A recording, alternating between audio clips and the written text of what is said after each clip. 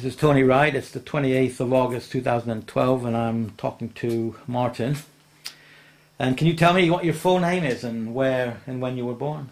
Yeah, it's Martin Anthony Lawrence McGarrigle, and I was born in Ballyshannon in the Shield Hospital in 1960 in Donegal, right. northwest of Ireland. Yeah. So were you raised there?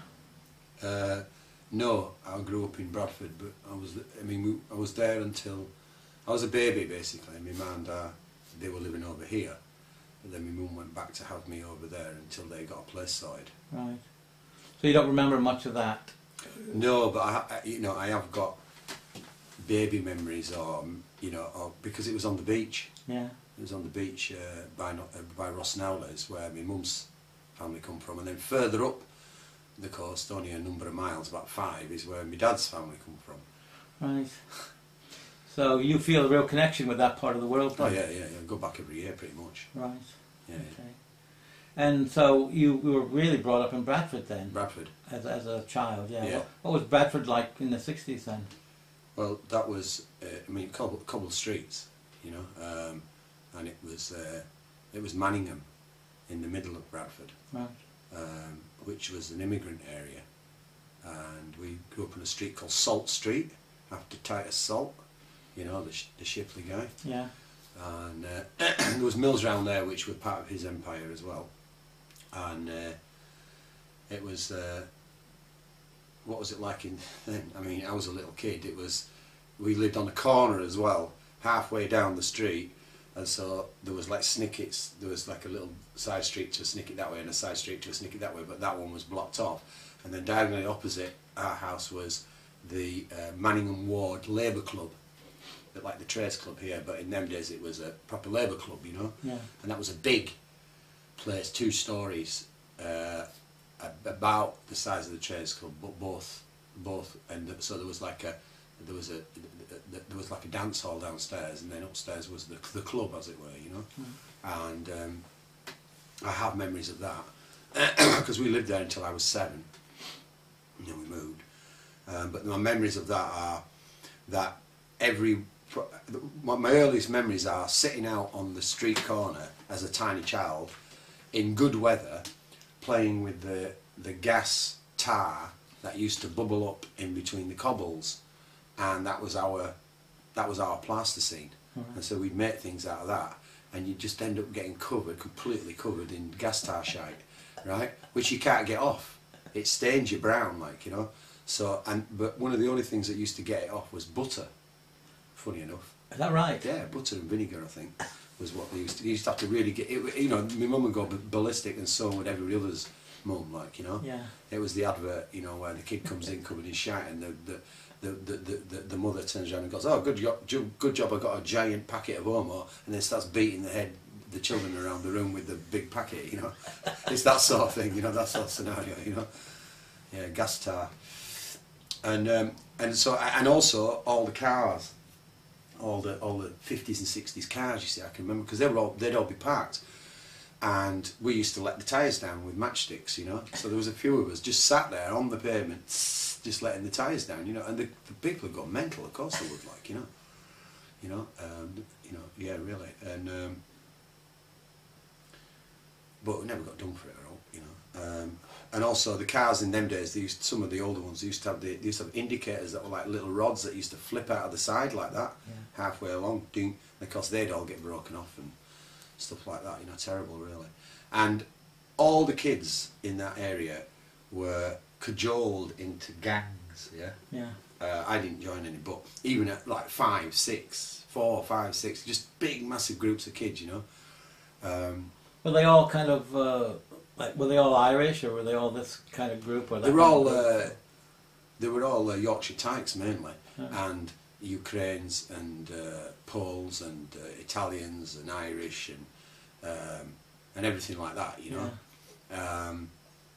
and a few West Indian kids, and Asian kids were just moving in at that time, weren't allowed to mix. There was a sort of separation then, The Asians will really look down everybody was what you call now institutionally racist. They just were culturally racist. Everybody was. I mean, you didn't learn racism until I was in my, you know, mid-teens. You know, didn't really know what it meant.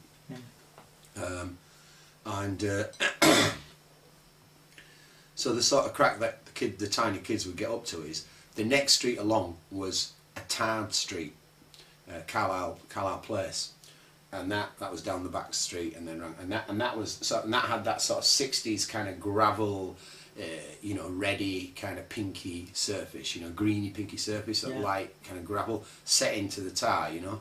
So it was a smooth surface. It was like somewhere in the south of England or something, you know. And so what happened was it was really good for bikes. So all the kids would play this game there called British Bulldogs. No matter what age you were cajoled into it. You were forced into it, you know. So basically, all the kids would assemble, and you could have up to 100 kids maybe, in two teams, one at the top of the street, one at the bottom of the street, and then on bikes, all the kids on bikes would be at the front, and all the little ones like me would be at the back. Like, so it was like two armies, and it was this game British Bulldogs, right? And then they'd just charge each other. And then there was a kid, I think the way it worked is, was a kid in the middle with a mallet, right, a wooden mallet, and he had to chuck the mallet, and whoever it hit, then they were out. Something like that. I can't remember how it worked, something like that anyway. But I was terrified of this game. Jeez, because I mean, even at like 4 or 5, I don't want to get hit by this, you know, I was scared, like, you know what I mean? So, you know, that was a big full-on game.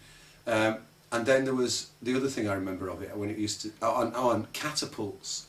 They're really, you know, the ones that are illegal now. Catapults were big in the early 60s, and zip guns and pellet guns. But I didn't come across zip guns and pellet guns until it was over. But a lot of the older kids had them. But everybody had a catapult. It was just, you know, the toy of choice in the 60s, you know. And there was a lot of, like, you know, Dennis the Menace sort of influence, like, you know, fire at the copper's helmet, and, you know, because they had the big copper helmet, and it was so very like that, you know, all that sort of thing, you know. And what I remember, a memory that I've got from that time, from being very young, was it snowing and playing out, obviously, snowmen and snowball fights on that street, on the next street, on Carlisle Place or Carlisle Terrace, whichever it was, and deep snow and wellies. And what had happened is, you know, your feet would get really cold in the wellies, and then what happened is, my mum, I'd go back, and my mum, and she'd get some coal from the fire, and she'd put a piece of coal, in the welly, just for a moment or two, and heat the welly up, and then tip it back in, you know, right? And then plastic bags on the feet, and then the socks, you know. So a pair of socks, plastic bag, pair of socks, and then into the wellies, you know, and warm wellies. So I remember that. The other one I remember from that time was. My mum was she worked as an industrial nurse for Grattan Catalogue. She worked there for 30 years, but she had a break when she had kids. She had 2 breaks. So she had a break, obviously, when she had me, and then she had a break when she had my sister. And my sister's 3 years younger than me, so that was like 60 and then 63, you know. So basically, when she stopped working at Grattan after my sister, she then did other cleaning jobs and stuff like this, you know. And we used to walk down to Lum Lane, which was nearby, which was a sort of red light area, a prostitute area, and all the pubs on there. And a woman who became an auntie, an adopted auntie, a woman called Auntie Amida, ran this pub called the Flying Dutchman, which later in years, in the 70s, turned into the Pink Pub, and they painted it pink. And Auntie Amida, she had 2 children the same age as me and my sister. You know, there was a few months between us, but the same age. So Alex was 6 months older than me, and Anne, she was 6 months older than my sister, sort of thing, you know. So the 4 of us would book around together, you know. But we were confined to the beer yard. There was a beer yard there, walled off high, and that was it, and the pub, you know. And my mum cleaned, and sometimes we'd help her. And Auntie Amida, if you know what Amy Winehouse looks like, right, that style, yeah, very Italian looking, and then the big black bouffant hair, beehive, that's what Auntie Amida looked like. And she ran this pub on her own, Well, first of all, one husband had died, then she had this fella in, and basically, I don't know what happened to him, he effed off, but she got married again and he died. But she'd wear him out, you know, she was tough as nails. And she was incredibly brutal and violent, right? And she used to beat her children every day with the brush. She'd lose her temper over something and she'd go ballistic. And Alex or Anne, whoever was in the firing line, would get it. And it'd be with the brush, with the stick, and whack them around the place. They'd have to run about. And we were just terrified, me and my sister, you know. And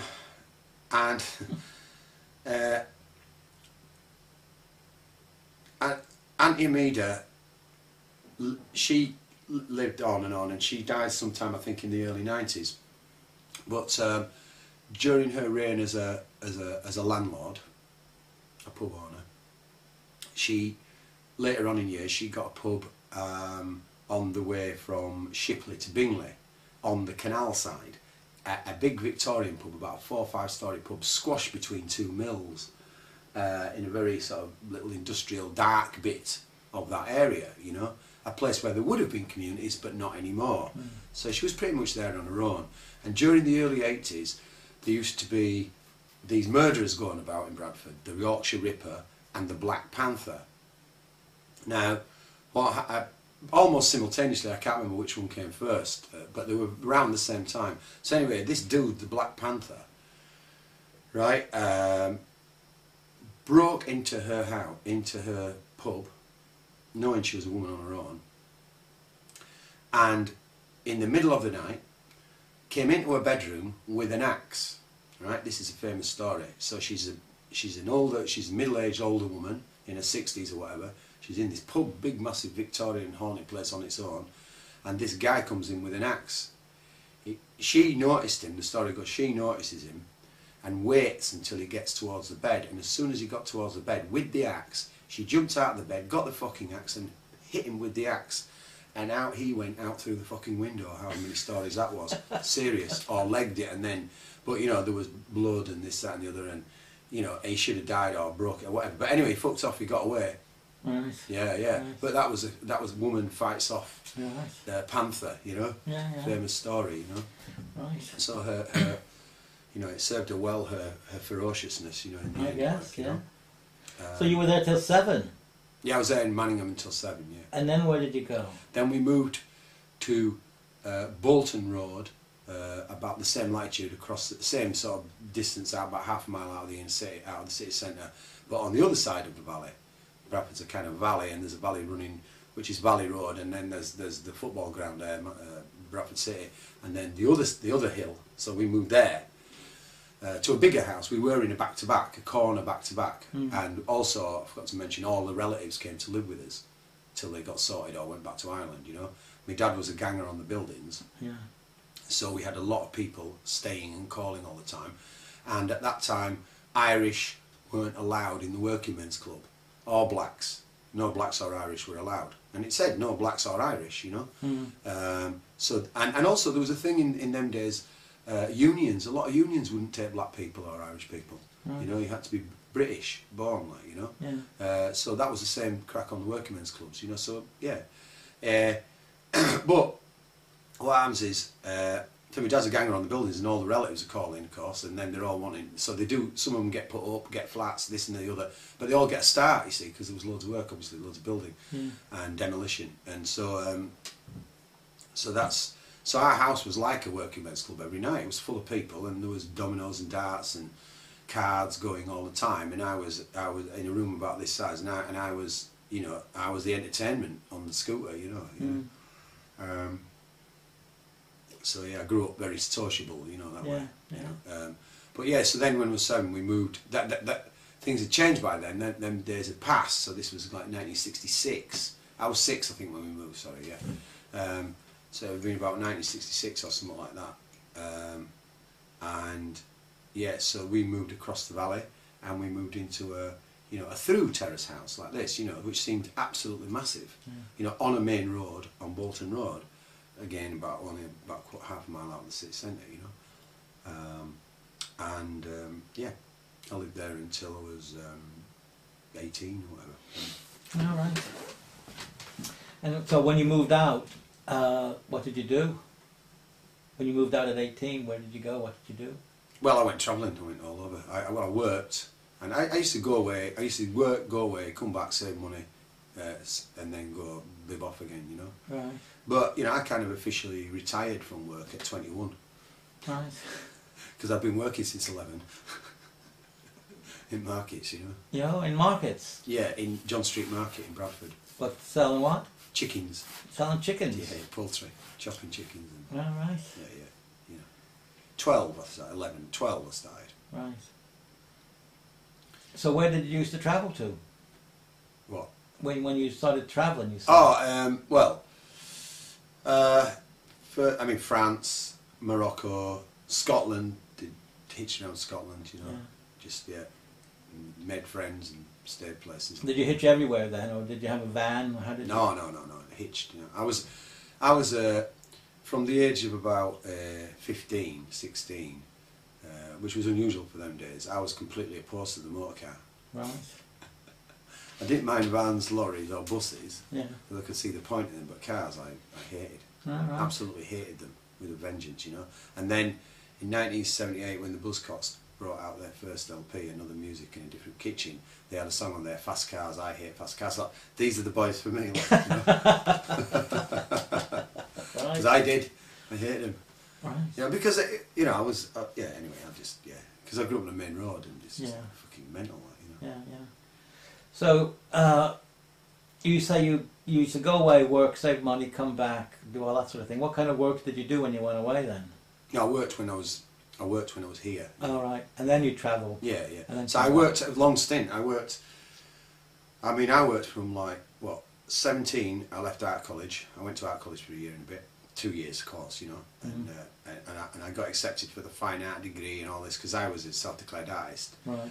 And I was good apparently, you know, good line drawer. I had the whole bit, and also I could use cameras and all that because of another story what happened at that place, right. You know, and then basically I earned my living as an illustrator. I went to work in the printers first of all, in a big label makers up Leeds Road. Down the back, and I used to cycle to work every day, of course, a couple of miles, and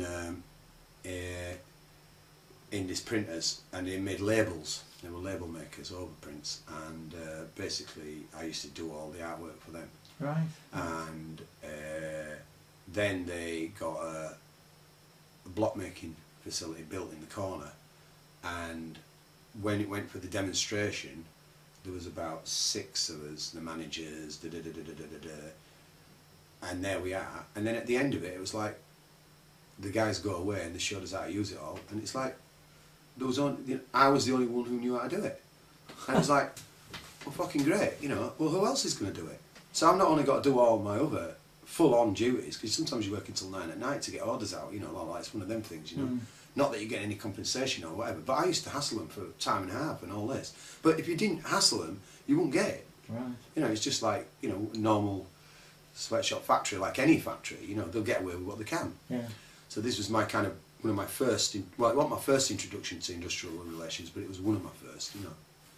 I'd had one before that, a tribunal and one. Got compensation, you know, when I worked, because I ended up working at Morrison's part-time. You know, when I was going through college. Yeah. And long story short, they cleared out the warehouse. When I was working at Morrison's, they cleared out the warehouse one time, and they got all those casuals to then dismantle everything, take everything out, dismantle it, all the things, take all the decks-in shelving down, and then get it shipped out. And then the floor, we were employed then to scrape the floor. So you had like a concrete base floor, and then it had like probably up to 6 inches of shit over the years of grime and sort of tar, and the only way you could get this off was so they had us scraping the floor for ages, for about a week, and so the only thing you could use was this really heavy industrial effluent stuff, you know, chemical shit. Yeah, they gave us no protective clothing, they gave us no breathing mask, they gave us no nothing. It'd be completely illegal nowadays. But you see, in them days, like now, kids will wear whatever their best clothes are, or near it. You know, they won't wear scruffy clothes to go and do this or that. they'll wear the item, whatever it is. So all the kids have the best jeans on and the shoes and all this sort of stuff. And I was no exception, you know. Mm. And I was a little soul kid, so I had my good shoes on and my fucking okay jean trousers, you know. Not the best, but basically what happened was this stuff got all over the fucking shoes and all over the jeans. So everybody's clothes fell apart. Everybody's who did it. Yeah. You know, and those shoes were shagged. Now in them days, exponentially, shoes were much more expensive than they are nowadays. Mm. There was a point in the 80s where shoes came right down, didn't there? But shoes were an item, man. You know, there was something your mum saved up for ages, or on the catalogue, and you know, shoes were an item. You know, they really were. It was like exponentially more expensive than anything else they were. Boots and shoes were. Yeah. As far as I remember, anyway. You know, I mean, 20 quid was a lot of money then. A lot. Fucking, it was nearly a week's wages for most people. Yeah. In 1975, 74, 75, 76. It was a lot of money. So, so anyway, all the fucking. So then basically, so I'm saying to all the kids, you know, I mean, I wasn't radical or anything. I was just like, oh, look, fucking hell, they've got to pay for it. They've got to pay for it. So, and we had a lovely, what do you call them? You know, what do you call them? The liaison officers. Not a shop steward. Not a shop steward, no. But you know, they sort all the problems out. You know, whatever. You know, right. Woman, and she was lovely. She was great and really nice, and you could always get on with her. So, you know, I went up and I made a thing like I saying, look, all the kids want, we want compensation for all the gear because we were only on a £5 a day. So we want compensation for all the gear that's been trashed. You know, so bit by bit. Right, over the ensuing weeks afterwards, you know, and months, not months, but weeks and weeks, yeah, we got called into the personnel officer. So we got called in, and it was like, you know, well, blah blah blah blah blah blah blah. Sweet talked into not getting the thing. Sweet talked into not getting the money for the shoes and for the jeans, and I said no. I says no way. I says the shoes were 4 weeks' money working here. Mm. The jeans were more. You know what I mean? And I'm not having it. You know, no, I'm not doing it. You know, charming. You know, and every single kid dropped out. So these are all kids now, in the mid-70s, who are going into the sixth form, then going on to university, then going on to, you know, local government, reasonable top jobs or whatever. Eventually, career boys. Yeah. Right? They go on to getting A-levels. Their A-levels are going to turn into university qualifications, and qualifications are going to turn into jobs. And there were then, late 70s, early 80s, if you had that, if you were going in that strata, you will get something. You will get a decent wage. There was a lot more going on, right, than there is now. And so then people, all of them, dropped out, fucking to the man, right, apart from me. And I ended up getting my compensation, 45 quid or 50 quid or 60 quid or whatever it was then. Yeah. You know? So I got the money for the shoes and I got the money for the jeans. You know? And then one of the managers upstairs, because we worked in the warehouse, was completely on my case all the time from that point onwards. Absolutely, you know? And that's how they train them. That's how corporatism works. And that was my first, and that was a low-level Morrison's supermarket. Mm-hmm. So they were training young guys in their late teens, early 20s to be arseholes. Oh, he's a trouble causer, you need to get rid of him. That's going to be good for you, our kid, you know what I mean? Blah, blah, blah. Mm-hmm. So already that corporate shit was there. You know, so this was my introduction to it, you know. So anyway, I won. Mm-hmm. And then about a month and a half later, I was out on my ass. And my parents were disgusted.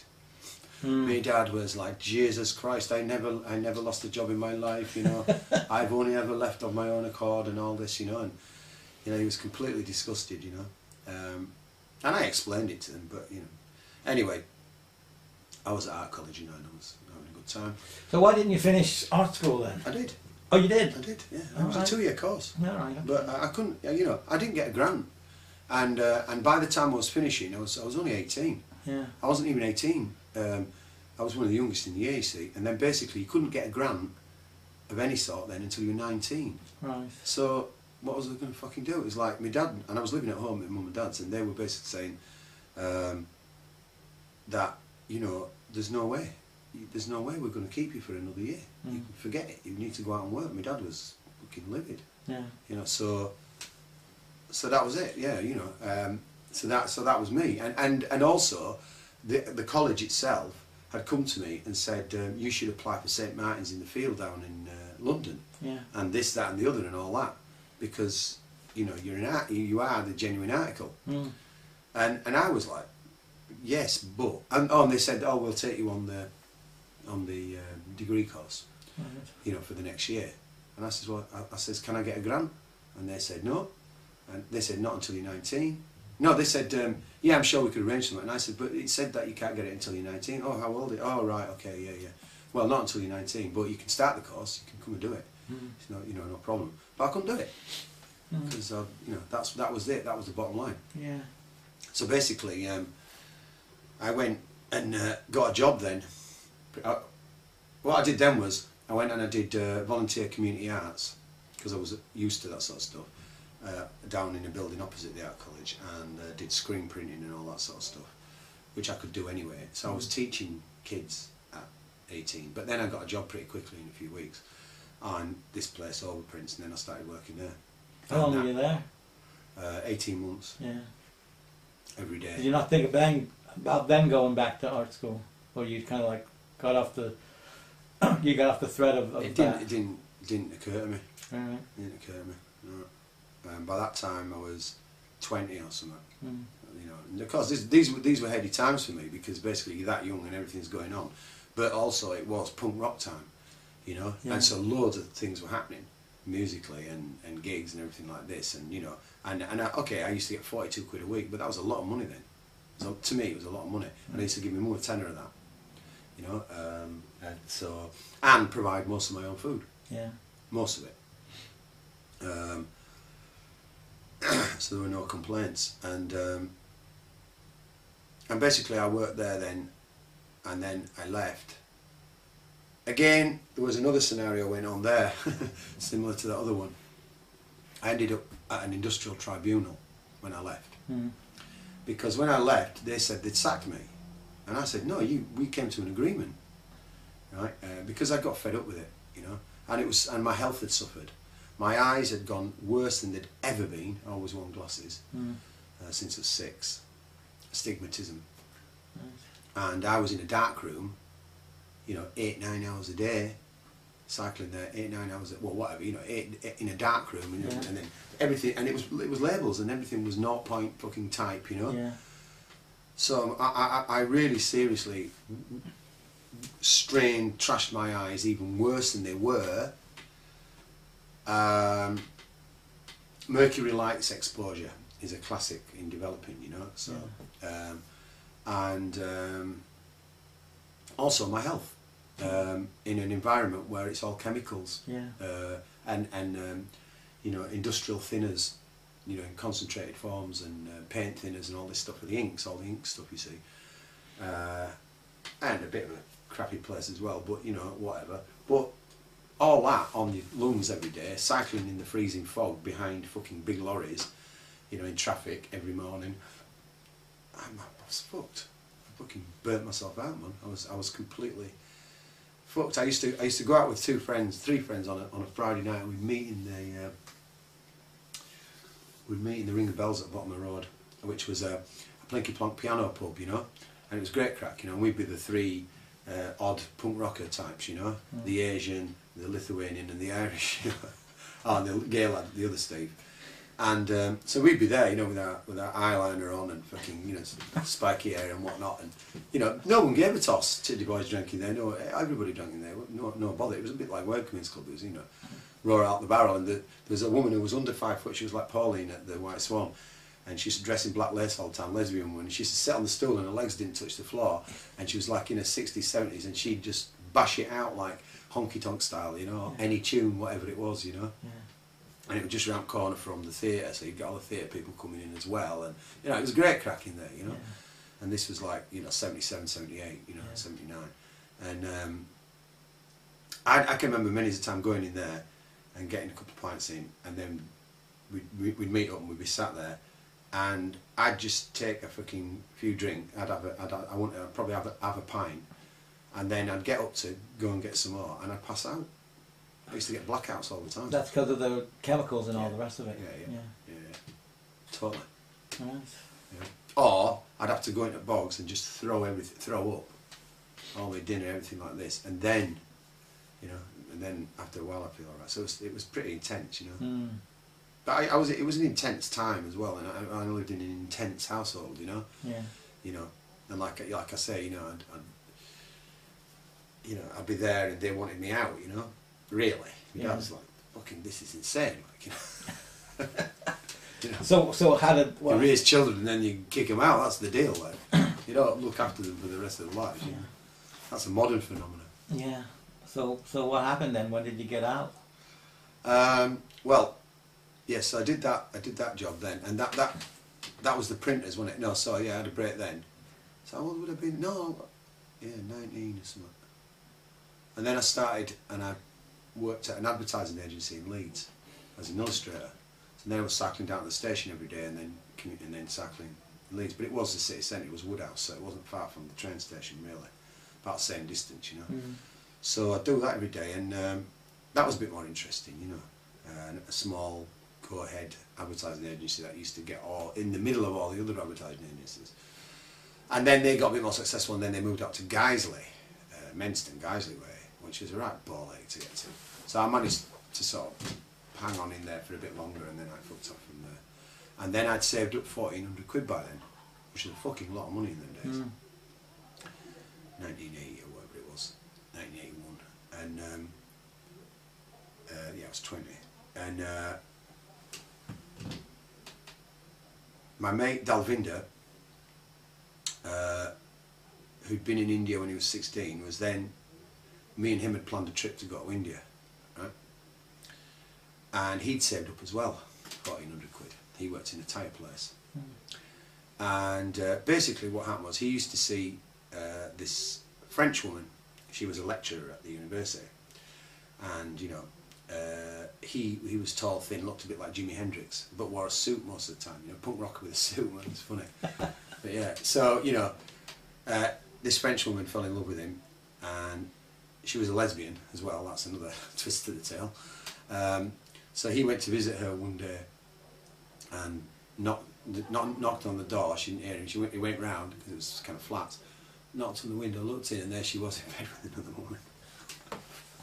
So he was devastated. Well, he kind of won as well. Yeah. But anyway, they had it out. Anyway, they split up, and then he met, I think it was Yvonne, and him and Yvonne got it together, and eventually got married and had kids together and whatever. And I think they're still together, you know. Yeah. Years later, 30 odd years later.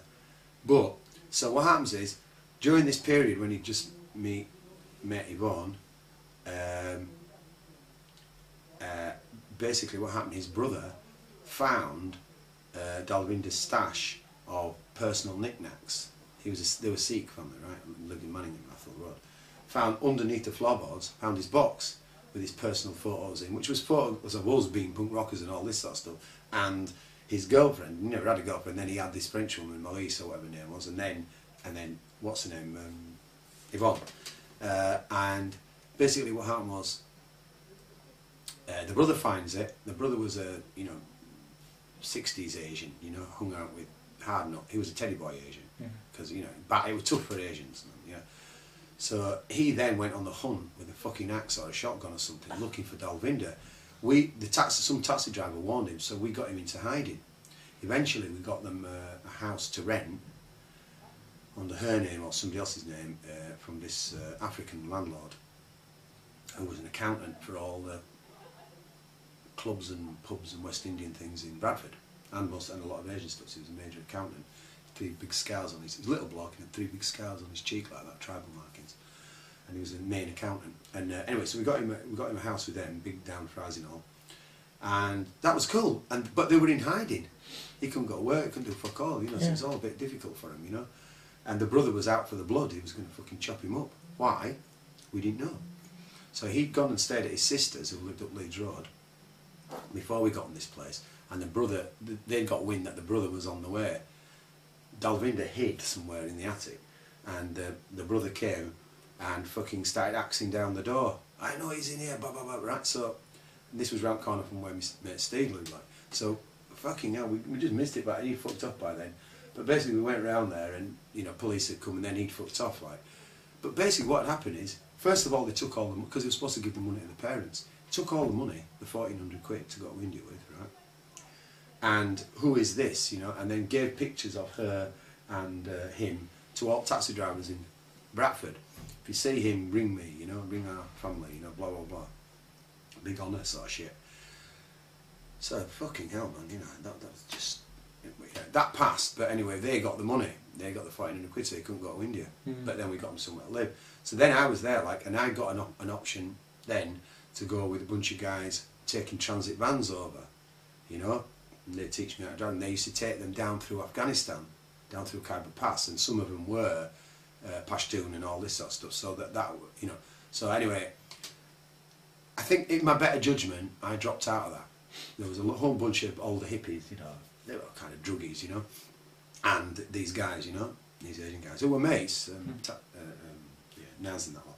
Brilliant, but they all did it, and then all came back, but then all ended up in Dutch jails for smuggling coming back, like, you know. So that was the kind of deal, you know. You got transit vans down there, you got the whole trip, you got paid, you spent your money on dope, and then you brought it back, but then if you got caught, you ended up, luckily, in a Dutch jail. You know, so that's quite a few of them all ended up doing a couple of years in Dutch jails, like, you know. So I kind of, my better, and I felt a bit like the cabin boy on when, you know, when I got to know them all quite well, you know, and hung out with them a bit, smoking dope and that. I felt a bit like the cabin boy, and I felt my, you know, I felt a bit at risk really. Yeah. Yeah, but yeah, fucking delve in. Yeah. So anyway, that was that bit in between. Yeah. Okay. So Then I went travelling. Then you went travelling. Yeah, 20 years. Where? All over, just, you know, first down to France, then down to nipped over, then stayed with some friends in France who moved to Brittany. Back again, I was there over a whole like month, like Christmas time into January and all that, and then I was back, and then I decided to take a trip around Britain, you know, and just hitched around, you know. Yeah. Went to Stonehenge that year for the first time, Stonehenge Free Festival. That was a life-changing opportunity, you know. Why? Oh, hey? Why? Why was that such a big Well, deal? I'd walked into fuck off. Oh, hang on. Next door neighbour. Now that we've done our good turn and helped my neighbour move her car, you wanted to backtrack a bit, you said. Yeah. First of all, backtrack to mid-70s. Like I was saying, I was working in John Street Market, chopping up chickens at weekends, and then these were part-time jobs, and then Morrison's in the warehouse, so I explained a bit about that. But what was really going on was where I lived, most of the kids were growing up, teenagers, David Bowie and all this sort of stuff, and I discovered Northern Soul as a thing, you know, right, soul music, and I got that through my mum's radiogram, right, and I used to listen to American stations and get really bad reception, funk tunes, you know, and then record them with the little hand recorder in front of the speaker, you know. But I liked these tunes, you know, because you never hear them, like, you know, and I liked these. And so I started buying and selling and dealing records really young, because I was in the market anyway. So I'd be hitting the stalls first thing in the morning or at the lunch bit, and I'd have half an hour lunch, and I'd hit the stalls, and I'd just be trawling and digging, they call it, you know, mining and digging, yeah. So I'd be doing that for rare tunes, and I did pretty good at it, you know. And I started from the age of 14. I started going to Wing Casino all-nighter and to Manchester Ritz all day on a Sunday, and to the Cat's Whiskers in Leeds all days on other Sundays, you know, and so on, at various places like this throughout the north of England, you know. And my parents were okay with that. Was that to go dancing? Or yeah, dancing, all night dancing, right. And then all day, followed by all day dancing. Yeah. So I'd be, you know, Saturday night I'd trot off with my bag and all this, you know. Well, Brian, who lives on a few streets down there, he's a few years older than me, he's in his early 60s. He still does that now. Oh man. Yeah. Yeah. Wow. Anyway, carry on. Anyway, so that was quite a major influence, you know, and it shaped my world. And then the other thing that really shaped my world at that time was, on the end of our street there used to be a big Victorian church, let's call it a big massive church hall, which had been converted by the Sea Cadets organisation into a big hall like a ship. And basically, through a process of whatever, they left in 1970, beginning of 74, and hippies came and squatted it and took it over, like freaks from all over, like, which was fantastic. But community arts freaks, they were all committed to community arts. There was a sort of movement at that time for people generally from south of England, but not all from south of England, because this was happening big in London and Manchester and places like that. To come and improve, help, you know, bring art to the masses, the kids basically, and I was one of them who they brought it to. And what they did was they took over the building and they started showing some films and inviting us to sit in circles and discuss what did we want to do with this place, and we were going to turn it into an arts centre, you know, into a community hall, like, you know, which they did for a good number of years. And through that I made lifelong contacts, you know, people who were older than me, you know. So that transition of like moving out of the area you grew up in and your friends and everything like that, I was invited to all their sort of studenty type parties and hippie type parties, you know. So I was kind of like, you know, I felt quite sophisticated about that, you know, and that was quite nice, you know. So did all the kids, you know. But so from that we started a Thursday night disco, Northern Soul disco, and then the kind of normal pop discos on the Friday night. But ours was so popular that we ended up getting the Friday night, and then kids used to come pre-all-nighter, going to all-nighters on a Friday night, and meet there and exchange records and drugs, is my, because the non-soul seal introduced me to a lot of dodgy people, but a lot of drugs. So by the time I was like 14, 15, and so were all the other kids, not only could you memorise all these artists, labels, you know, songs, and, you know, everything to do with the whole record collecting thing, you know, but also drugs. Everybody had a MIMS. A MIMS is a wee booklet you get, and they come out periodically. They used to come out very regularly, I don't know how often, but it's got all the drugs in, and it gives you a description of what the drugs are and what their effects are and what the side effects are. So all the kids would be chatting away, memorising all these, you know, and then older kids would be robbing the chemists, and then everybody would meet up down in a hotel in the city centre near the train station, and all these would get exchanged, you know. So you'd have your record box on there, and somebody would come and they just put a brown envelope in the back of your records while they're flicking through, you know, and blah blah blah, for free. Well, of course it was, you know. All these things with the stuff they chuck away, it was all for free. So it was primarily barbiturates and a few uppers. Most of the uppers weren't there, but it was mainly barbiturates and tranquilizers, you know. Yeah, and so I always used to have loads of these. But my mum was, like I said, she was an industrial nurse, so under the stairs, our house was a pharmacy. You know? Absolutely. Benzodrine inhalers. Benzodrine inhalers. They were like a sort of a little jelly sort of thick blob like that, and it's full of liquid, and it was like a highly menthol type liquid inside. Yeah, if you put it on your tongue, it'd go numb, for instance. You know, so the idea was you break these into a hanky, and then you just like glue sniffing, and you just do a load of that, and then you'd be totally wired and you wouldn't be able to sleep, which was really handy for dancing all night. Because I was, even though I was in that environment, I was still very, very, very cautious about what I put in my body.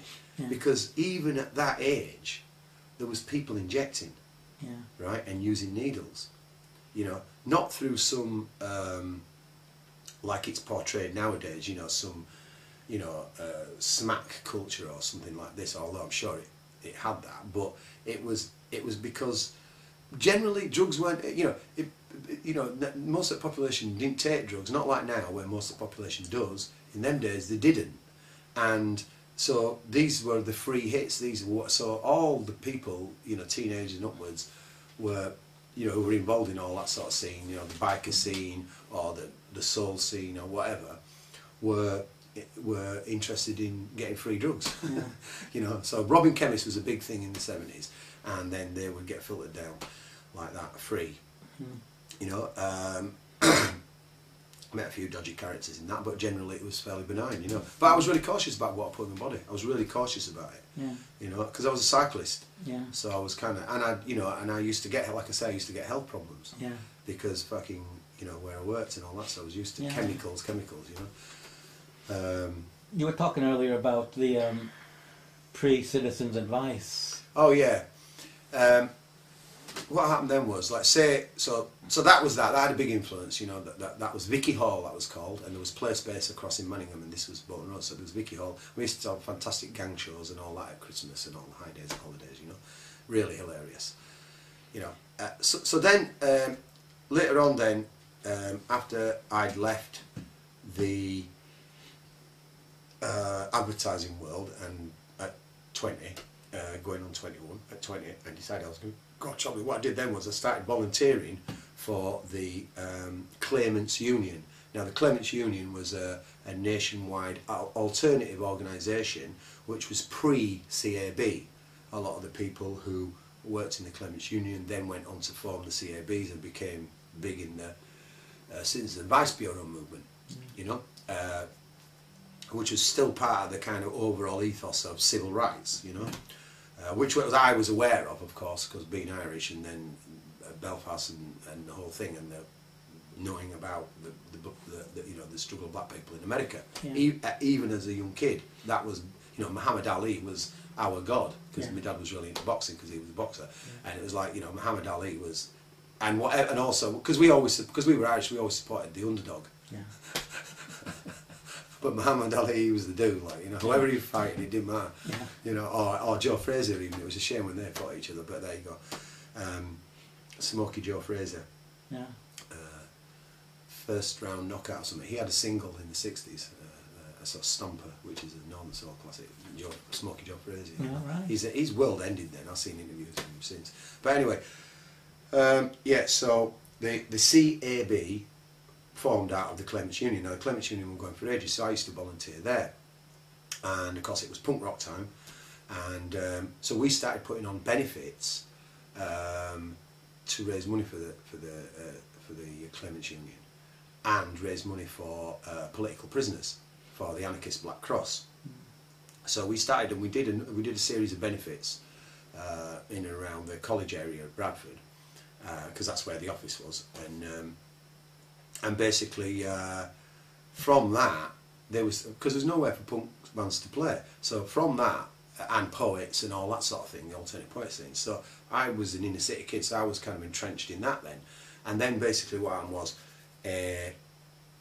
from that then we decided to have meetings and form a club, where we would form a club without a building, without having any premises, and we would score premises, you know.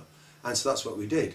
And we would then, the first place we got was the upstairs room of the Black Swan on the corner of Thornton Road in Bradford. And that was the first punk rock gig place in Bradford, and basically we had a lease, not a lease, but you know, for however long, 6 months, a year there, and we formed a club, and it was 30p in, and that was your membership as well.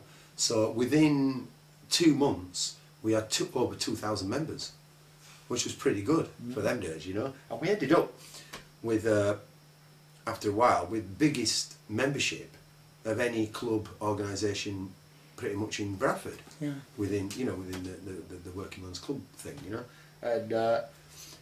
And then we got moved from there because of, you know, punks and all this. But of course, you see, matey in the pub had got used to this Thursday night hit, bigger takings than probably a lot of the other nights, and so his business was successful. So as soon as it was successful, he booted us out, you know, saying the punks were doing this and doing that. But there was never any trouble. That's the thing. All the punks were upstairs, all the A-up lads were downstairs, you know, with the go. In them days, all the straight guys used to look like Rod Stewart, with the kind of sort of blonde hair, the pigeon hairstyle, and the medallion, you know, and rings and all that.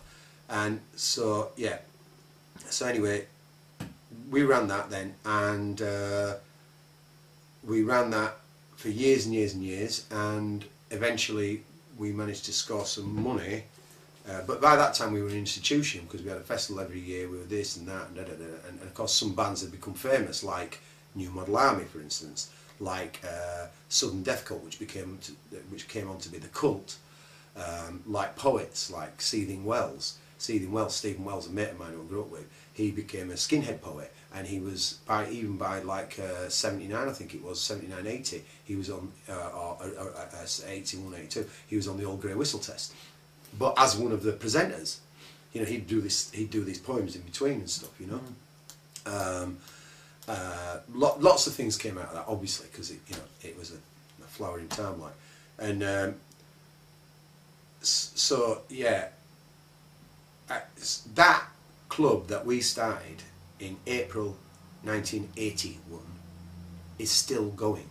Really? Yeah. With its own building, four-storey mill in Bradford, and still a huge, massive international membership. For instance, and of course, with it being, and we based the whole ethos of the 1 in 12 Club on the anarchist unions of Civil War Spain, pre-Civil War Spain. Yeah. We based it on the CNT, an anarchist union, big anarchist union. Barcelona, for instance, was the capital of the CNT. What does CNT mean? Oh, it's in Spanish. I can't remember. Okay, never mind. Okay. Yeah, yeah. Travail, some workers, something at the end, Nacional, whatever. But and liberty, equality, and solidarity was our thing, and we had a membership card with it on and everything like this, and you know, so we had a huge, and it was great crack, and of course, it was quite political in its outlook in terms of like, you know, that we'd gained some power over our own situation for making music and rehearsal and, you know, all this sort of stuff, and equipment shares and all the rest of it, you know, collectivism, you know. Mm-hmm. And we ran the club as a collective, and it still is run as a collective. There's no boss, nobody in charge, it's the collective run it, you know. So I learnt a lot about circle politics, about collectivism, you know, which stands you in great stead if you ever want to do anything in the world, you know. People, like in Holland, Austria and a few other European countries, that's what they learn when they go to youth clubs. That's what they learn. They learn circle work. They learn everybody gets a say, and you know, and so on and so on. That's how you do it. You make your own world, you know. And of course, the powers that be, meaning the police and the Freemasonry crowd, didn't like it at all. Or the politicians, you know, in the council, they didn't like it. They were threatened by it. They were threatened by a bunch of kids, right, and young adults, for getting a hold on their own situation, you know. I mean, it was insane, really, you know. But there was, you know, they were threatened by it, you know. And of course, we were extremely anti-fascist. So anytime fascists would be coming in Bradford, we set up the telephone tree with all the Asians and everything like this, and all the gay, lesbian movement and everything like this. And, you know, so within 15 minutes we could have like hundreds of people down in the city centre, you know, not we, but you know, that's the telephone tree worked. One, you rang 3 people, you went to the phone, you just rang 3 people. That every person out there, 3 people ring 3 more people. So within a short period of time, you know, boom, pre-net, pre-anything, you know, networking. So basically then, that's what that was all about, and of course the Rock Against Racism was just before that, and I was part of that as well, like, you know, and yeah, so then, yes, that 1 in 12's still going, basically, you know. I forgot what I was going to say about it, but yeah. Well, they do art. They do a lot of art stuff there now as well, don't they? Art stuff, oh, everything, drama, you know, you name it, yeah, all sorts of stuff, yeah. It's still pretty grungy, but I'll tell you a little anecdote. This year, 2012, right at the beginning of the year, powers that be decided to change the fire regulations, and so they made it so that the fire escape had to be, and the roof had to be altered, something like this, right? So it wasn't meeting some regs that they just changed, of course. So that's like 30 grand, man. I mean, a lot of money. Fucking tackle or tickle or anything, you know. So a few of the people who've been involved for a lot of years, since I dropped out in the 80s, you know, but people who've been at it for years, who are now kind of at the end of their phase on it, like people who've moved over here, for instance, you know, like Martin, Punk Martin and stuff like that. They all went back and they put the word out, and within, I think it was 2 or 3 weeks, not only did they have all the volunteer labour, I mean a huge amount of people to actually do the work, but they'd raised more money sent to them by donations from places like San Francisco, from places like fucking Sweden, Norway, Denmark, all the European countries, you know, Germany, anywhere where there's a hardcore thrash punk metal scene, political, they all sent them something. Yeah. Fucking amazing. That's the power of the net. That's great. Yeah, yeah. You know, so they had the money to do it. Another crisis averted. You know. Yeah. Because they'll do well. You know, yeah. The powers that be will do well.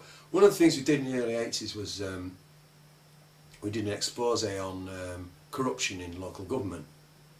Now, the one thing nowadays, the juxtaposition between us doing that then and the so-called purges into expenses and all that sort of stuff that is now the whitewash of nowadays, is they don't look into the real corruption. Real corruption isn't about fiddling a few expenses. Real corruption is about decisions that are made undemocratically. And all decisions are made undemocratically. Because everywhere, not just in Britain, but everywhere, the people who are in them positions of power, even lowly positions of power, have to join a secret organisation. And that secret organisation is the Freemasons. You think so? Absolutely, I know so. I fucking know so. We didn't expose it into the 80s. Nothing has changed. In fact, it's got worse. It's got more entrenched, and they're more bolshy now. The European Union, 8 years ago, abolished the thing where you had to say that you were involved in any other organisation. So they said it if you're involved in this club, that club, a union, this, that, you know, it's interests. But they made a waiver so you don't have to say that if you're a Freemason or not. They're all fucking Freemasons. The whole lot. Now what happens is all them 3 years decision down the line is being made now. And so we didn't expose it on them to do with linked in with Paulson and that whole nonsense and that whole corruption, you know, linked in with all that, and then some contemporary stuff and sites here and there that were handshaked and stuff like that. It's all pretty lo-fi stuff really. But we went into who they are, what nonsense they have to garble to be in that club, and what deity do they worship? What is it they're actually worshipping? And what are their secret words and everything like this? Now we had people on the inside. They gave us all the dirt, they gave us books on it, they gave us everything. They all went, you know, I mean, they were only around for a very short period of time, but it was enough time to get all the information, you know what I mean? And so, you know, that world that my father's generation grew up in the Northern Ireland of the Orange Bully Boys and all decisions being made by them and no political thing for you know, Catholics, was evidently still going on, and it's still going on now. It's not a sectarian thing, it's you're either in or you're out, and that's it. And that's how they work it.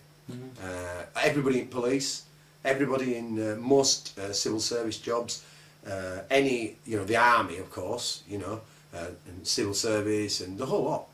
They're all architects. You can't be an architect if you are not a Freemason, right? But you can, because there are women architects now, right?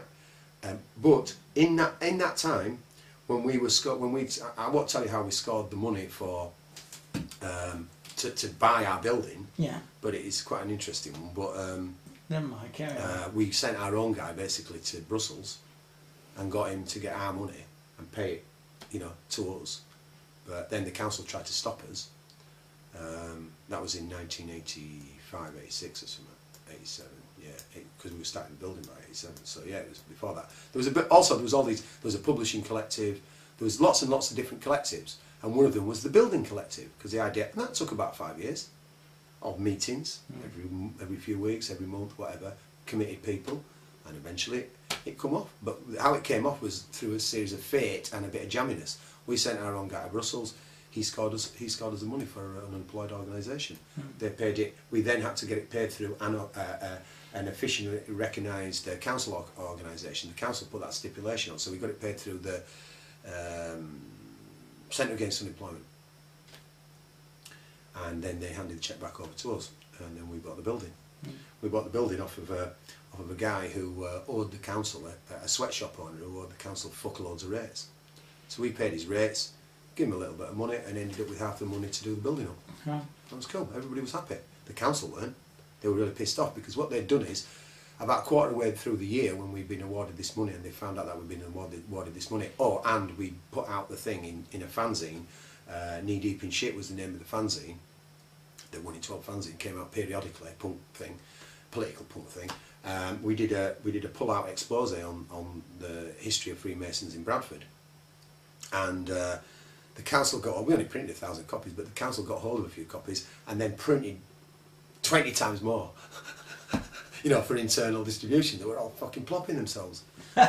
Yeah, of course they fucking were. You know, because really, if you look at it, let's just, you know, like without, you know, my story or whatever, just if you look at it, if you live in a democratic country, why is it allowed that everybody has to belong to a secret organisation that's all linked to make the decisions? Fuck that, that's not democracy. That's dictatorship through secret societies. You know? And sure, you're always going to get a bit of that. But it's completely and utterly to the core corrupt. And then, not only that, they have to implement plans from on high, locally. You know? You know, and it's all about militarism and military structures. And when I was a peace activist, I learned a lot more about that side of things. But this is all around the same time, you know, my 20s. You know, peace camps and stuff like that. You know, I went on a peace camp one time, and the first one I ever went on, Easingwold, secret nuclear defence training college. Right? So people in civil service, in police, in military, in this, that, and the other, even in, you know, I don't know, organisations like supermarkets and stuff like that, managers and stuff like that, they all get paid to go on these week courses or weekend courses to what to do in the event of a nuclear leak or whatever, you know, a nuclear accident. You know, this was big in the 80s, yeah. So while everybody else was like, this is a nuclear, you know, us on the left were all like, this is a you know, Sheffield and everywhere, this is a nuclear-free zone, you know, we're declaring Sheffield a nuclear-free zone. Oh, so-and-so declared a nuclear-free zone, so-and-so declared a nuclear-free zone.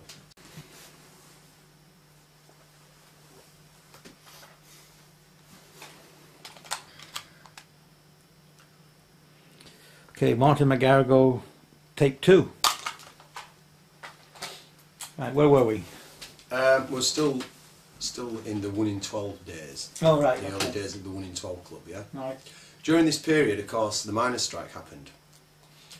And we obviously were very highly involved in raising money for the miners.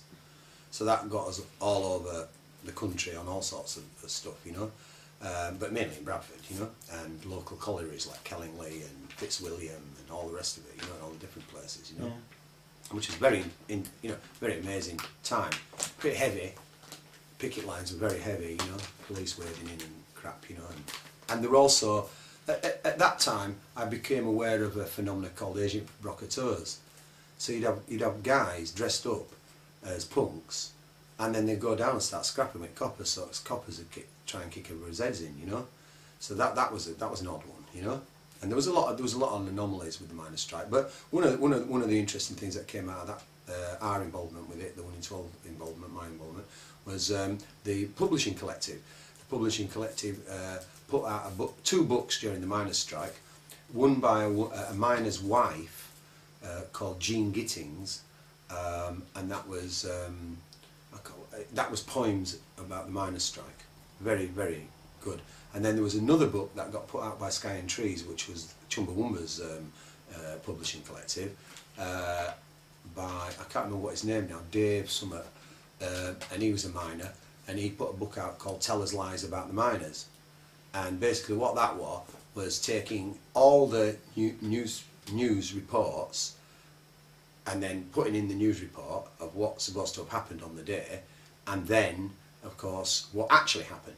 with all the interviews of the people, you know. So that archivist stuff. That was really interesting. But because I was so like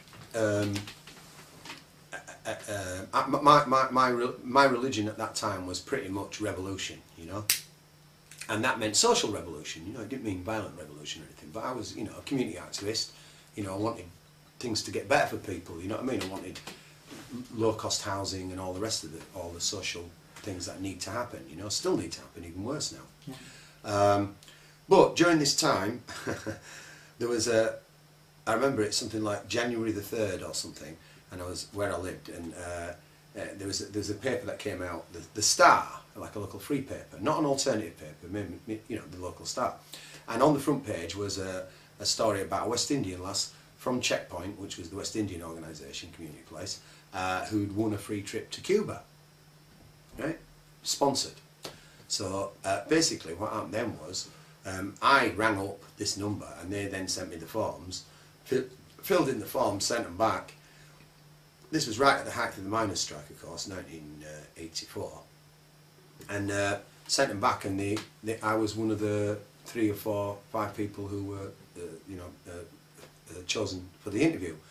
So during a really busy period, at that point we were running 3 gigs a week, right? 3 benefits a week, right? And there'd be 3 bands on each benefit, and they weren't all in the same venue.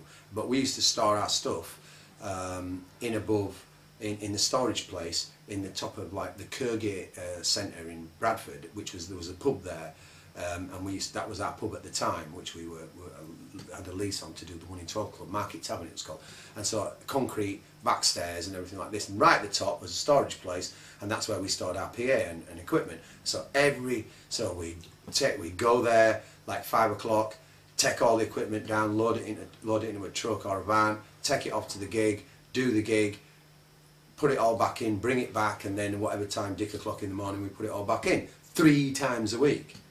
So pretty run ragged, really, you know. Yeah. But I mean, I was 23, I was full of it, like, you know. And then basically, so I was kind of full on revolution. So basically, I got shortlisted for this interview. So I went, and it was in a downstairs bar in Bradford University. Tea time, about 6 o'clock, before you know, around that time, summer, early summer, or something like that, in spring or whatever. And so these people, older people, you know, types at that time in their 30s and 40s, interviewed us, but basically sat with us, chatted, and then they split into, 2 of them stayed with us, and then they went to the other side of the room. They bought us all Guinness and everything, you know, and then they sat at the other side of the room, and I think there was 3 of us being interviewed. One woman, we were all similar ages, you know, in our early 20s. One woman, she'd grown up completely in an Irish Labour Party, full-on left-wing teachers and the whole lot family, you know, so she was very ensconced with it all, you know. The other fella, he was, I can't remember what, he was in a union from whatever, young fella, some job or something, steel or something like that, I can't remember. And me, who was like 1 in 12, you know, self-styled community activist, you know. And so what happens anyway is we do the interview, and they get interviewed, and I was the second, I think, or the third last. Maybe I was last. Let's say I was last. So I went over, sat down, and I'd been reading the English translations of the it's called Gramna, because it sounds like grandma.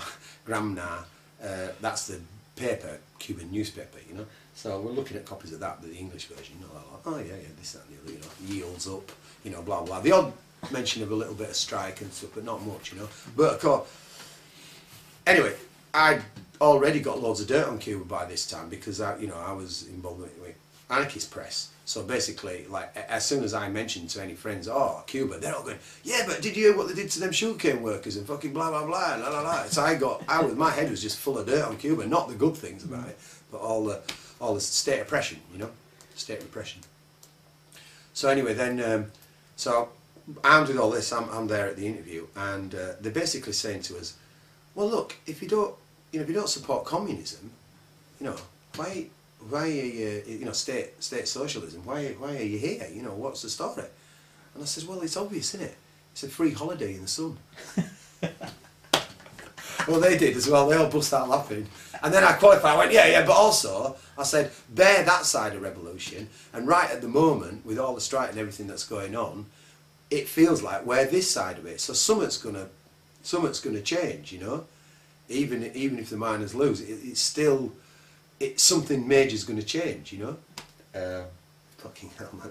So anyway, what happens is, right, they rang me up the next day and said, right, you're going. Oh, right. You've won, but you have to go for induction weekends down in London. There was about 3 induction at different times during that summer. Induction weekends, yeah. So I went on the induction weekends down to, and I was staying at a friend's in squats in Brixton. Very nice, very together, you know. Loved it. Summer of '84 in Brixton, collected for miners while I was down there, you know, frontline. I'd go to all, because I grew up in that sort of area in Bradford, I'd go to alt rasters and alt coke dealers on the street, you know, down Brixton and Coldharbour Lane. I lived there then. And all that. Yeah, it was amazing, you know. Yeah. I mean, that Brixton door was really funny, man. It was like a fucking bedlam, wasn't it? And like, yeah. But, you know, and I'd go to them, what do you want? You know, what the miners, they got more money than me, boy. Them, all right, go on then. You know, right, and, but yeah, and you'll only keep the money. No, I won't, mate, I won't, you know. But so I had a good time there, like, you know, that was great. And then these induction weekends, you know, so we'd go each day and we'd spend all day in these beautiful attics, you know, because they've done the houses up lovely in London, you know, lovely gardens and everything, and nice vegetarian food and all the lot, you know. Sunny as well, it's really hot year, 84, wasn't it? Mm. And I was there, and one of them dates on one of the induction weekends, I think the middle one, was June the 9th, 1984. Now, June the 9th, 1984 is when Ronald Reagan came to London. And there was a fucking huge protest. I mean, massive, you know, as big as C&D protests, you know, at the time. And lots of chaos. And my girlfriend at the time, Rachel Benson, she was there in amongst it all. And of course, we were at any break we got, I was listening to the radio, you know, about what was going on, and I'm in like left-wing heaven, you know, Camberwell Darling or whatever, you know, and you know, lefty London, brilliant, loved it, but at the same time I was really distressed because I was, you know, oh, and they just the police have just charged all these anarchists at Trafalgar Square, whatever the fuck, you know, like, oh no, Rachel, what's happening, you know what I mean? She was all right in the end, but. You know, so all my friends were down doing that as well, like, you know. So, yeah. Anyway, so basically did the induction thing, and they sponsored me to go, and I ended up going that September. So it was 6 weeks, I think, September to October during the monsoon season, and we went to Cuba. And that was a life-changing experience. Because, yeah, going to a so-called third world country, which it is, you know, or you would call it developing country, no, but actually it's quite static because of all the embargo and, you know, and, you know, state control and all this sort of stuff. But fantastic, lively, absolutely lively country, you know, like Ireland in terms of it, like piss poor, but music is king, you know, so everybody knows songs and poems, and so the history of the whole peoples is really, really, really, really strong. The history of all the religions, the history of everything is really strong there, you know. So I learned a lot there, you know. I was particularly interested in how religion survived in Cuba, you know, because everywhere there was derelict churches. Every village you went to there was derelict churches, you know, which had either been done up, turned into sort of like a community centre, but quite a lot of them were just taboo. People wouldn't touch them. There was always that. So there was a lot of superstition in Cuba. People, instead of what they had was everybody had a little shrine in their house. Okay, not many people had crosses, but they had a little shrine, and what they were was black Madonnas. So they're like everybody else in Ireland, but then they have the Sacred Heart on the wall, you know, with the glow light on it. Well, they had the similar things in Cuba, but they had a little altar somewhere. Everybody had it, and on it would be, you know, an Our Lady, but made out of wood, just brown wood, and not painted. You know, I mean, some places they were painted, but mostly it was just brown carved wood of Our Lady. You know, and then you'd have other little statuettes and stuff like this, and then little flowers and beads and money put on, and a bit of food and stuff like that. That survived, and that was called, I think that was called Shanghai. And that was voodoo, basically, or a kind of mixture of them Caribbean religions, you know, which was quite interesting, you know. Yeah. And you know, and then you'd see, I mean, particularly in Havana, you'd see different people. I remember seeing black tattooed people for the first time, because I never saw tattoos on black people in Britain. That became popular when hip hop became big, but before that, you'd never see black people with tattoos. Well, I didn't, even though, you know, I worked in markets and everything.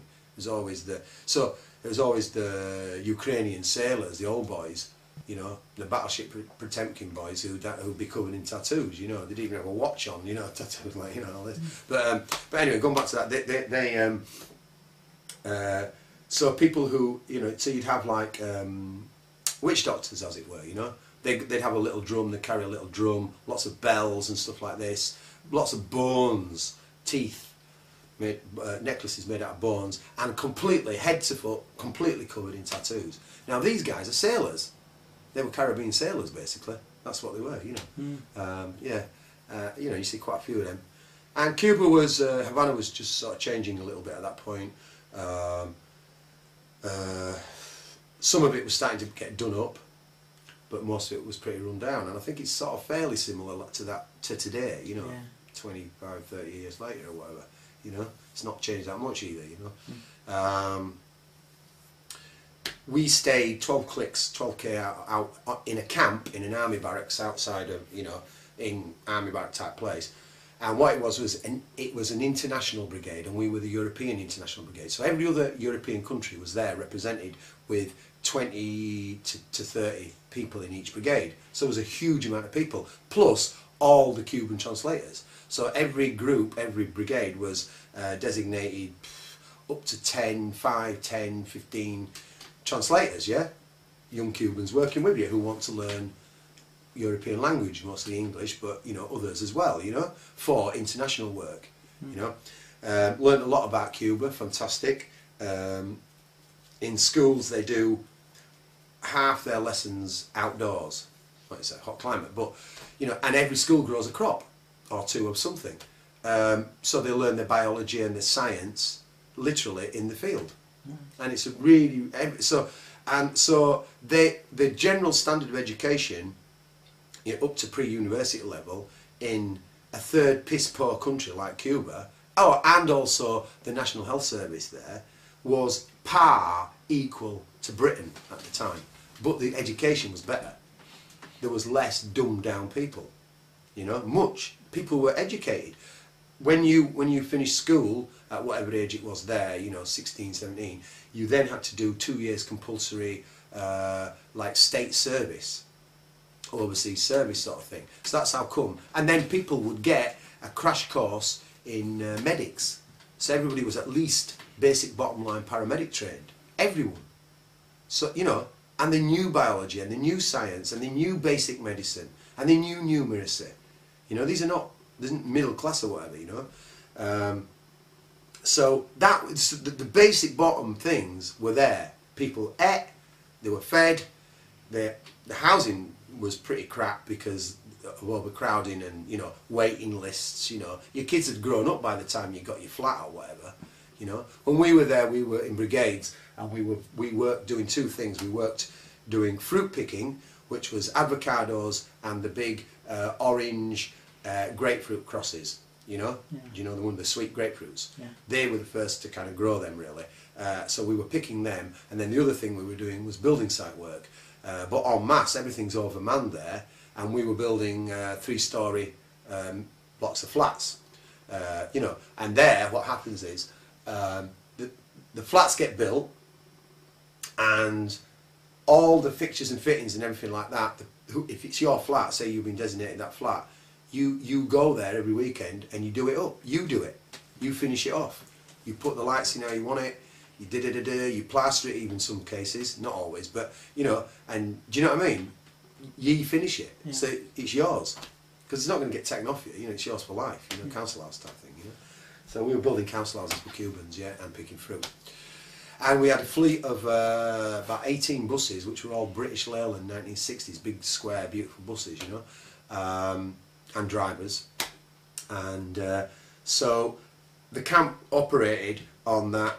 All the brigades, we were like, because it was an European International Brigade, we set our own programme of course, with liaising with Cuban authorities and all our people to liaise on people. So we visited prisons, hospitals, schools, mental hospitals, local CDRs, CDR, Committee for the Defence of the Revolution, self-policing. They were just introducing the thing at that time in the 80s of community policing, right? Which was, yeah, okay, let's not go there about that. But in Cuba, how it worked was, see, like you've got a block of streets like this one here. This block of streets would have one house which would be set over for, it'd be like a tiny community centre for the Committee for the Defence of the Revolution. From that house you would organise all your dustbin collections, your refuge, this, that and the other, whatever happens, and in the back of that house there would be a strong room built, breeze blocks, iron door, serious locks on it, and in there is white boiler suits of all different sizes and shapes, helmet and automatic weapons, okay? Right, and Kalashnikovs, but automatic weapons, right? And so everybody over the age of 18 is on a rota system, and you have to do guard duty in your area. That's how they did. It was called Poder Popular, self-policing. It was one of Che Guevara's main thing. Che Guevara's two main things were obviously healthcare, because he was a doctor, get rid of money, which they didn't, and Poder Popular. They were his main things, you know. Him and Cienfuegos, Emilio Cienfuegos, because there were three of them. There was Fidel Castro, Che Guevara, and Emilio Cienfuegos. They were the three boyos, you know. And of course, the other two were dead. And basically, so one of the sites you would see normally was, Cuba was very gestural. There's a lot of debate. It was like Czech Republic people years later in the 90s when I was there were like that. An island full of gab, and they're asking you, what do you think about stuff? And then having a big argument or a big discussion about it. Cuba was like that. Oh, what do you think? Blah, blah, blah, and then off you go, like gesturing and blah, blah, blah, and the rum would be flowing, and geez, the parties were great, man, you know. Do you know what I mean? Absolutely fantastic. But and music, you know, of course, all the time, you know. One of the things you'd see when we did get the odd time to go out in Havana, you know, we'd get taken in the buses, right, we're picking you up at midnight, blah, blah, blah, blah, blah, and that'd be it, so, you know. So you'd basically go there and you'd change your $10 if you had it. I didn't have any money. I had no money with me, nothing, you know. But you change your $10 and that had become $100 on the black market. So then you'd use them, 100 Cuban dollars, like, so you'd use them, like, so, you know, and then there was all sorts of dodgy things with money, but, you know, we didn't want to risk it because we were official, you know, anyway, but on the last night when we were all there, we had a huge party in Havana, it was amazing. But anyway, what happens is, so we're there, and one of the things when you see wandering around anywhere, even in big housing estates, because when we were there, it was 25 years of the revolution. Right, exactly. Like it's just been 52 years ago in 2010. Well, it was 29. Well, it was 25 years because it was 1959. So it was 1884. So it's 25 years. 25 years of self-policing. So that was Poder Popular. So everywhere there was street parties everywhere. So we got taken to huge, big housing schemes, right? You know, with flats and everything like this, here, there, and everywhere, different places, wherever we'd be.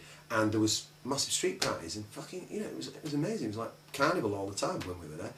And I'm not sure it's not like all the time, but you know, it was amazing. And so what you'd see is you'd be going along like, and there'd be like, say, a couple arguing, or two couples arguing, like fuck, on the street. You'd have whoever's doing the guard duty, you know, Doris down the road and Bruce up the road. You know, the boiler suit's too tight for him and it's too big for her because she's only 5 foot. Do you know what I mean? And the fucking automatic weapons would be there, just propped against the wall, and they'd be there like intervening, you know, mediating, and they'd be all there, and they'd be like, oh, yeah. You know, just, do you know what I mean? That was really common. Yeah. Fucking hilarious. Yeah, really hilarious. You know. How long were you there for? It was. I think it was. By the time we came back, it was nearly 6 weeks. Tell you a funny story about when we came. I'll stop now on that one.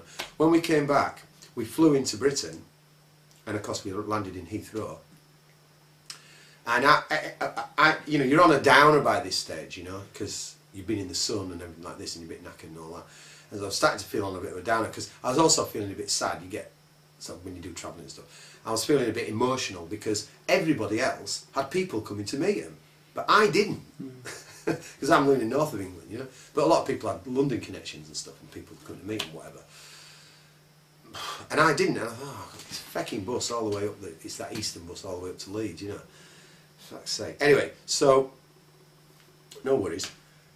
So basically, I'm there, and we get off the plane, and we got all delayed before we went through customs, and I thought, well, we're all going to get turned over completely because we've been in, you know, communist country or whatever, you know, I didn't know. But anyway, we went through customs, no problem, they didn't go over the top, it was alright. We walked into the fucking terminus, and there was no people, only police, in couples. It was like, what the fuck's happened here? Has Britain turned into a fucking police state and everybody's got to wear a fucking police uniform now? There was no people, there was only police, right? But, you know, hundreds, even thousands of them. It's like, and we're all there like, completely in shock. What the frig has happened here? You know? Mm. It was the day, it was the morning after the Brighton bombing, and they didn't know whether the cabinet had been killed or not at this point. So everything just went boom, you know, and so we're there like, and you know, the paranoia just went. I was completely and utterly paranoid. I don't know why, but I was, you know, I was in shock and I was paranoid, and the whole place is full of police. And then people came over then to meet Alison, my friend, who, you know, from Bradford, and but she was staying another week in London, so, and Joe, I knew from Bradford. And they came over with, you know, a bunch of them. Oh, hiya. We're going, what the fuck's happened, man? What's happening? And they're going, oh, didn't you hear? The Tory party conference last night, the hotel got blown up, and it looks like they've all been killed. And we're, what? What? You know? I mean, as it happened, only Tebbett's wife got killed, didn't she? I don't think anybody else got killed, which was a shame, but, you know what I mean? But, yeah, so, anyway, yeah, so that was a, you know, it was like, fucking hell, it was like the revolution had started, you know, it was like, whoa, you know, anyway, but it hadn't. And once I came back, I had an incredible come down and depression after that, you know. It was quite, you know, back on the dole in Bradford and you know. It was alright though. But yeah, you know, I was alright, you know. So that was Cuba, that was in the middle of the miners' strike. Yeah, right in the middle of it, you know. And of course I'd been to Stonehenge that year, and you know, there was a lot of that year, you know, a lot of clashing, you know. One of the things that was good about them years was Stop the Cities demonstrations. They were what became the anti-globalist movement. Stop the Cities where we would go to London on the 2 days of the year where they have to physically take paper bonds out of every bank, tot up what they've got in reserves, assets and everything like this, and bring it to selective clearing banks. They're called clearing banks, you know. I used to remember the name of them all, but I can't remember anymore. And take these. So we used to, the first few ones we had in '83 and then '84, like that one in '84, did it. They actually ground it to a halt, you know. It was a bit like the poll tax riots, except without as much smashing. There was just more like grinding the place to a halt, so that would delay the thing, and that would make a massive influence on the stock exchange, you know. And it did, and it got the point across, you know, to all the inner city London workers. You know, 99% of them were going, look, we support you, you know, we know, because they worked for all these big banks and stuff like that, and they know that it was all a con, you know, funding wars and the whole lot, you know, and worse, you know, funding major polluters, you know. So none of that's changed actually. So all that, what we were protesting about then, is now actually synthesized. You know, it's completely at its head. All this money collapse and everything like that is, you know, it's a con. It's a script that they've been working on for a lot of years, and they're bringing it in now. that's where they're at the moment, you know. Right. Well, it's interesting you say that, because if you're talking about, although that sort of thing was going on in the 80s, and you relate that to kind of like what's been going on here for the last few years. Yeah. And you see that as a kind of master plan of how, Oh yeah, definitely. Yeah, how society is controlled. Really. Well, if you believe that, then how do you view your life then? Of you being a real activist back then. Hang on. Yeah, just put that on pause. Yeah. Oh, it stopped. Okay. You being a big activist. No, let me stop.